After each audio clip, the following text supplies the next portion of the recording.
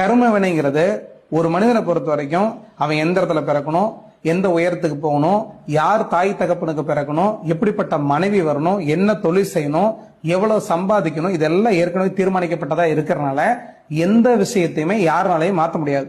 ஜோதிடர்கள் யாருமே கடவுள் கிடையாது, ஆராய்ச்சியாளர்கள். ஒரு ஜோதிடரா இருக்கிறவர் நாளைக்கு நடக்கக்கூடிய சம்பவத்தை சுட்டி காட்டலாம், ஆனா சம்பவத்தை தடுத்து நிறுத்த முடியாது. நீங்க கோயிலுக்கு போனாலோ, குளத்துக்கு போனாலோ, அர்ச்சனை பரிகாரம் பண்ணாலோ, இல்ல பிராயச்சத்தம் தேடினாலோ, எதை செஞ்சாலும் ஒரு ஆன்ம திருப்திக்கு தானே தவிர நீங்க பரிகாரம் பண்றதுனாலயோ பூஜை புனஸ்காரம் பண்றதுனாலயோ ஒரு மனிதனுடைய கர்மவினை மாறுமா அப்படின்னா நிச்சயமா மாறாது. தவம், யோகம், தியானம் இப்படி தன்னையே மறந்து, தன்னிலை மறந்து ஒவ்வொரு கணமும் விழிப்புணர்வோட யார் வாழ்ந்துட்டு இருக்காங்களோ அவங்களுக்கு கர்ம வினைங்கிறது பேசாது. ஏன்னா அவங்க ஒரு செயல் செஞ்சா செயலுக்கான விளைவை எதிர்பார்க்க மாட்டாங்க. ஒவ்வொரு நொடியும் யார் விழிப்புணர்வோட இருக்காங்களோ அவங்களுக்கு எப்போதும் நீங்கள் விழிப்புணர்வுடன் இருக்க முருகன் யோகக்கலை ஒன்று போதும். எல்லா வல்ல இறைவனை அடைய சிறந்த வழி ஒன்று உண்டு என்றால் அது முருகன் யோகக்கலை மட்டுமே. சர்வம் சிவமயம்.